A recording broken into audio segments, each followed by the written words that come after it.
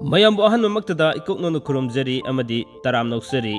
fike channel pothaminasi KHANGMINASI channel asina lepa naidana chayol khudingi nomajing numit khudingi thamjariba chayolgi Rashifal ngasi supuduna laksari ngasi January gi tang 15 dagina lakadoriba January gi tang 12 faubagi oiba chayol asigi Rashifal kudul tamjage ngasi gi tangka asisu mahusagumna dumak mes Rashifal dagi hojari haraga aroibada min Rashifal lokusage Luna Rashifal kudimakta tangkak ani thokna mahusagum thamjabada ngasi gi tangkakta puduna laksari January gi tang 15 dagina tang 13 faubagi ama aduga lemhoriba tang 19 dagina tang 12 faubagi ama asumna kudol tamjage luna Rashifal kudimakta chayol sida haksangi oiba kari foleri mahi masingi kari foleri luna miyamna ngainariba pakhang le sabisingi kari foleri haibadu kudol tamjaraga losinjage ngasi gi thamjariba chayolgi Rashifal sina adomadomda kayam yam chanabi bage haibadu isa gi comment box ta ibirakani haibagi thajaba thamjari kudol tamjanabagi damak honajarage marak thana nungairaba paujal amatang PK channel na thengnajarakpa nungairaba paujal amatang tentakna miyamda tham mayam khurumjari hoje ekhona lejariba mafam ase ekhogi takhel harba lamadun Imphal East district ni ko Imphal East district ki takhel harba lamduduni aduga ekhona laksari bisina Phyto Life Grow company dagi laksabani aduga ekhogi chen aijaba tare chen ase mahaki problem khara leibidagi ngasi dagi na matam khara gi mamang dagi hona koi Phyto Life company ki maruina ekhogi stem cell ki product ase ansar kanda masada derma ba nuai da ba singdo hojik khara makhedi nuai re haibagi wari khara koi KHANGMINASI adona laksabani hadare ado ahan bada koi isengi mingam de lefum dang tambigani ai takhen mayom thoibi ai gi lepamna takhen mahadeva ko okay ado chagi hana nuai ram dabsi kari no koi Phyto Life da koi da pau bibirakten hidak sare se kari marum gi no habado aduga hidak si charging momang da leram badu kari mong da leram gi karam mong da leram gi da khidang thambione aina hidak si charging aida ai gi sada sohon bawa ba adagi mi hun chongba adagi chikpa na ba kok nungai ta ba adagi kok chawat pa lengkhat ba yam tawramme aruga sigi hidak se chabadagi phare sohon bawa atai ji loina phare aduga sohon bawa bajidi khara ji leiri sohon bawa base kari maram gi nen haige hat nain hai doctor na heart na bagi mong si karam mong na nai haige ba ho bani hai okay ho bane ba ko aduda kyam kuire khangakpade khang di madi pokpadagi dum yawrakpone okay aduda aduna maram orga misagi sorhon ba waba laigiba problem yam du leibane ba ko adudagi hujikse koi Phyto Life ta pau pibirakuna Phyto Life ki product sing je sinarga sida numit kyani sinara matung di isagi nuai ba se khangage khara makhedi nuai re kari nuai ba lere habadung thabion ai thamu ti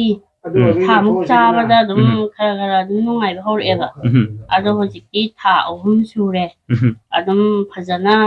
nungai re nungai re haja nang chongdra ado si marakida koi hana doctor da ya ganda hana amuk doctor da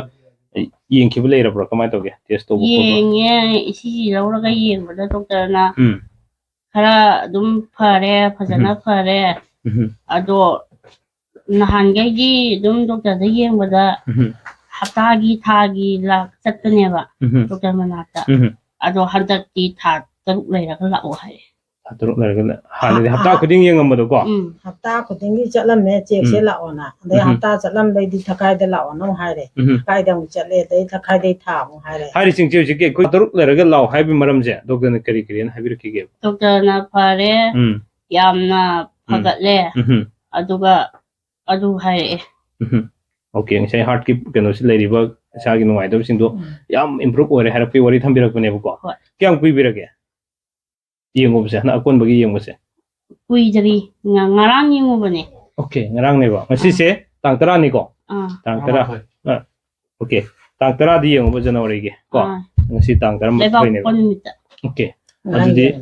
si yam phabagi improve leibagi kano si pause habira kone do wakhane kari phabi ge yam nungai ado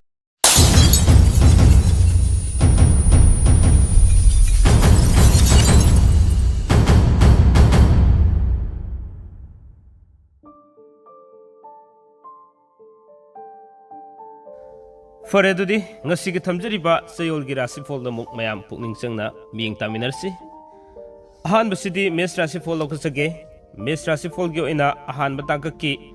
tang tara manga dagina tang tara taret fawgi manungda mingon da lekhiba sel panduna lekhiba sel fangani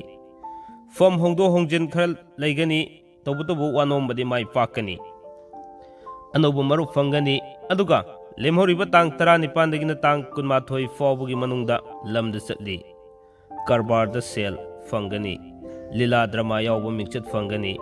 haksangi oinadi kaide mahaigi oinadi fajana chatli aduga pakhang lesabi singi oinadi thunglagani ani subda lokujage bris Rashifal gi oina tang tara manga dagina tara taret fawgi manungda mathau yamna chingani wakhal yamgani imung manung semgat sagat kani anobu marup fangani aduga tang tara nipan dagina kunmathoi fawgi manungda wanom sakri thangani lamda satli anobu marup unai karbar ningba thungde haksangi oinadi kaide mahaigi oinadi ningba thungde aduga pakhang lesabi singi oinadi muknagani ahum subda lokusage methun Rashifal gi oina tang tara manga dagina tang tara taret fawgi manungda lila drama yawba sana konabagi thabakta mingchat fangani anobu maruk fangani wanom sakri thangani aduga tang tara nipan dagina kunmathoi fawgi manungda lamda satpa kaide imung manung semjin sajali mari mata thunglagani haksangi oinadi kaide mahigi oinadi fajana chatli pakhang lesabi singi oinadi haina singnagani Marisubada kudol tamjage karkat Rashifal gi oina ahan batang ki tang tara manga dagina tara taret fawgi manungda lamda satkani anoba maruk fangani nungai ba pau tagani karbar sel mangani wakhal sarang nagani aduga lemhoriba ani subata ki tang tara nipan dagina kunmathoi fawgi manungda mari mata yumda thunglagani leikai gi thabak thoromda matam mangani sel chatli yeknaba yami haksangi oinadi kaide mahaigi oinadi fai pakhang lesabi singi oinadi haina singnagani mathangda lokosage singha Rashifal gi oina tang tara manga dagina tara taret fawgi manungda sana konabagi thabakta lila drama gi thabakta mingchat fangani lamda chatpa kaide sayen gi karbar da sel mangani wanom sakri thangani aduga tang tara nipan dagina kunmathoi fawgi manungda mina sel thauragani ningba thungba watli kanadaba thabakta mathau silli aduga haksangi oinadi kaide mahaigi oinadi fajana chatli pakhang lesabi singi oinadi thungnagani kanya Rashifal gi oina tang tara manga dagina tara taret fawgi manungda sel makhong pangani marup yamgani mathau chingani wanom sakri thangani sanab bagi thabakta mingchat fangani aduga tang tara nipan dagina kunmathoi fawgi manungda imung manung semgat sagat kani mingona lekhiba sel fangani karwar sel tongani marup yamgani haksangi oinadi kaide mahaigi oinadi ningba thungi aduga pakhang lesabi singi oinadi haina singnagani mathangda lokasage tulla Rashifal gi oina tang tara manga dagina tara taret fawgi manungda mina sel thauragani wakhalga thabakka manaroi khanbada ma phangbana ma oigani yeknabasu yamgani wanom sakri thangani fam hongani anobu maruk fangani aduga tang tara nipan dagina kunmathoi fawgi manungdana lamda satpa kaide sana konabagi thabakta sel fangani haksangi oinadi kaide mahaigi oinadi ningba thungba watli pakhang lesabi singi oinadi muknagani mathangda lokasage Rashifal gi oina tang tara manga dagina tara taret fawgi manungda pochai sel mangba tahawba tawgani section bio fam hongani wanom sakri thangani aduga tang 19 kunmathoi fawbagi manungda lila drama yauba sana konabagi thabakta mingchat fangani mina sel thoragani haksangi oinadi kaide mahaigi oinadi ningma thungde aduga pakhang lesabi singi oinadi muknagani asumna mathangda muk Dhanu Rashifal kudol tamjage Dhanu Rashifal gi oina tang 15 dagina 18 fawbagi manungda lamda chatli anubu marup fangi fam hongi anubu pau tagani wakhaldi charang nagani sel makong pali aduga tang 19 dagina kunmathoi fawbagi manungda sasan gi karbar da sel mangani pamdaba marupna sel pukigani kanadaba mafamda sel thadai haksangi oinadi khong nungairoi aduga mahaigi oinadi ningba thungde pakang lesabi singi oinadi haina singnagani Makar Rashifal gi oina tang 15 dagina 18 fawbagi manungda sel makong pangani lila drama yauba sana konabagi thabakta mingchat fangani anuba pochai laisili wano mamai pakani aduga tang 19 dagina kunmathoi fawbagi manungda lamda chatpa kaide imung manung semgat sagat kani thika tawba kanagani haksangi oinadi kaide mahaigi oinadi fajana chatli aduga pakhang lesabi singi oinadi thungnagani mathangda Kumbha Rashifal gi oina tang 15 dagina 18 fawbagi manungda kanadaba mafamda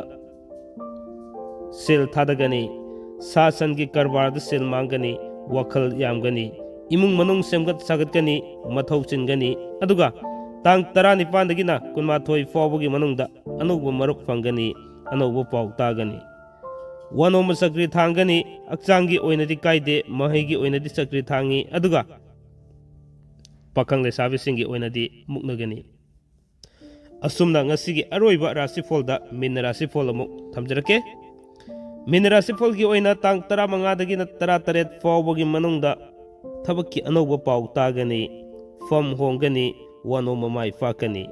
mina sangani mathau chingani marup yamgani aduga tang 19 dagina kunmathoi fawbagi manungda lamda chatfa kaide imung manung semjin sajingani